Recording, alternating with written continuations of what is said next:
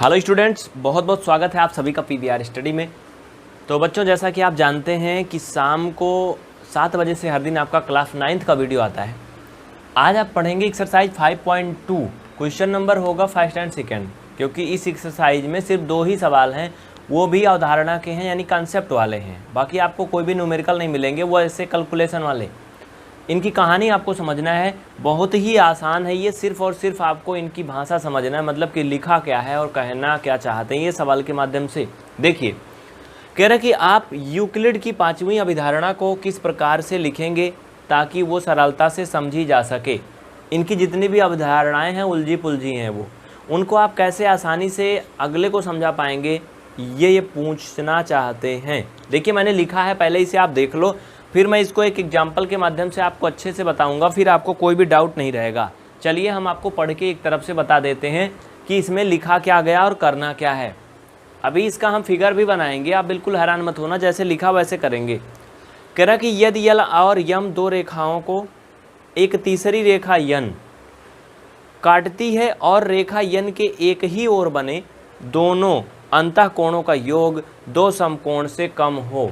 2 समकोण से कम का मतलब 180 से कम हो, तो यल और यम को आगे बढ़ाए जाने पर उसी ओर मिलेंगे जिस ओर के कोणों का मान 2 समकोण से कम होगा, यानी 180 से कम होगा। यही इनकी 5वीं अभिधारणा है कि अगर 2 समांतर रेखाओं को, ऐसे 2 पैरेलल रेखाओं को कोई तीसरी एक रेखा, तिर्यक रेखा काटेगी, तो उन दोनों रेखाओं को जो समांतर थी उनको अगर हम आगे बढ़ाएं दोनों तरफ, जैसे मान लो पहले इतनी बड़ी थी, उनको हम और बड़ी करें, तो वो दोनों एक दूसरे से जाके मिल जाएंगी।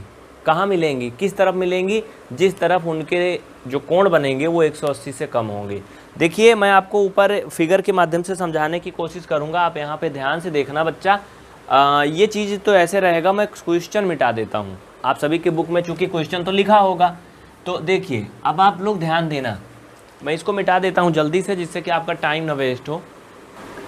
देखिए, जैसे जैसे कहा है वैसे वैसे हम करेंगे। कह रहा कि यदि यल और यम 2 रेखाओं को कोई तीसरी रेखा यन काटती है, तो भैया यल और यम कोई 2 जो है क्या है, समांतर रेखाएं हैं। यहाँ पे ये क्या होंगी, समांतर रेखाएं होंगी। क्या नाम है इनका? यल और यम। सॉरी, यहाँ पे समांतर रेखाओं का जिक्र नहीं किया गया है, सिर्फ आपको 2 रेखाएं खींचना है, समांतर नहीं खींचना है। जैसे मैं यहाँ पे दिखा रहा हूँ वैसे खींचना है। देखो, ऐसे खींचना है और एक रेखा आप खींचोगे ऐसे, ठीक है। ये एक दूसरे के समांतर दिख रही लेकिन है नहीं। अगर समांतर होती तो क्या होता, ये कभी एक दूसरे को काटती ही नहीं। तो यही कह रहा चित्र में कि यदि यल और यम 2 रेखाओं को, मान लो कि इनको मैंने यल मान लिया, इनको यम मान लिया, एक तीसरी रेखा काटती है। तीसरी रेखा का क्या नाम है, यन है। चलो, ये तीसरी रेखा मैंने कटा दिया। आगे कहता है और रेखा यन के एक ही ओर बने। रेखा यन के एक ही ओर का मतलब समझो, ये है रेखा यन, इसके 2 छोर हैं, 2 ओर हैं। एक इधर साइड है, एक इधर साइड है। भाई बीच से कट गया तो 2 पार्ट हो गया, इधर एक इधर। अब ये पार्ट अलग हो गया, इधर का अलग हो गया। कह रहा कि यन के एक ही ओर बने दोनों अंतःकोणों का योग 2 समकोण से कम हो। दोनों अंतःकोण, अब इसमें 2 अंतःकोण कहाँ बन रहे हैं, एक अंतःकोण ये बन रहा है, एक अंतःकोण ये बन रहा है। कह रहा है कि दोनों अंतःकोणों का योग 2 समकोण से कम हो, तो यल और यम बढ़ाने पर उसी ओर मिलेंगे जिस ओर के कोणों का जो योग है वो 2 समकोण से कम होगा, यानी 180 से कम होगा। सिंपल सी बात है। अगर आप इधर का कोण देखोगे, इधर का कोण अगर देखोगे, तो ये दोनों क्या होंगे, ये दोनों कोण आपके 90 से जो है वो कम होंगे, 90 नहीं होंगे। इसको हम थोड़ा सा और आपको स्पष्ट बना दें तो ज़्यादा क्लियर हो जाएगा। ध्यान दीजिए, अब देखिए आपको ज़्यादा क्लियर होगा। कह रहा था कि एक अगर तीसरी रेखा यन काटती है, मतलब एक तीसरी तिर्यक रेखा काटती है, तो अब अगर आप देखोगे तो ये कोण 90 अंश का नहीं होगा, ये भी 90 अंश का नहीं होगा। मतलब ये जो भी अंतःकोण बन रहे हैं ये सभी 90 अंश के कोई भी नहीं होंगे। लेकिन इधर साइड अगर आप देखोगे तो 2 समकोण से ज़्यादा होंगे। क्यों?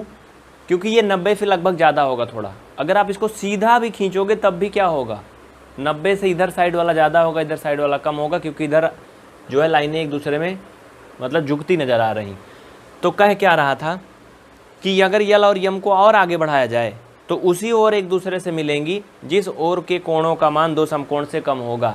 अगर इसको हम ऐसे आगे बढ़ाएं और इसको भी ऐसे आगे बढ़ाएं, सीधा जैसे जहाँ भी है, ये देखो अगर सीधा भी आप बढ़ाओगे, थोड़ा मुझसे टेढ़ा मेढ़ा हो गया, ऐसे जाएगा, तब भी जाके आगे एक दूसरे से मिल जाएगा। लेकिन अगर इधर भी बढ़ाओगे तो ऐसे ये फैलता चला जाएगा, कभी भी ये एक दूसरे से नहीं मिलेगा। क्यों नहीं मिलेगा? क्योंकि इधर के जो दोनों समकोण बन रहे हैं, मतलब जो दोनों कोण बन रहे हैं, उनका मान दो समकोण से ज़्यादा है। इधर क्या है, 180 से ज़्यादा हो जाएगा। दोनों को जोड़ोगे ये कम से कम आपका 100 डिग्री का होगा, ये भी 100 के आसपास होगा, जोड़ोगे 200 के लगभग आएगा। और जो दो समकोण का मान होता है 180 अंश होता है। ज़्यादा हो रहा है ना, इधर देखो कम है, 90 से भी कम है, 75 होगा, तब भी जोड़ोगे तो 150 होगा। तो यही होती है यूक्लिड की पाँचवीं अभिधारणा। आप समझ गए ना पूरी बात? इसी को अच्छे से समझाना था आसान भाषा में। चलिए अगले सवाल की तरफ चलते हैं। अगर आप इस वीडियो को YouTube पे डेमो के रूप में देख रहे हैं तो चैनल को सब्सक्राइब करके बेल आइकन ऑन करें। अगर आप इसे फेसबुक पे देख रहे हैं तो फेसबुक पेज को फॉलो करें और लाइक करें, जिससे कि आप अगली क्लास को भी देख पाएँ।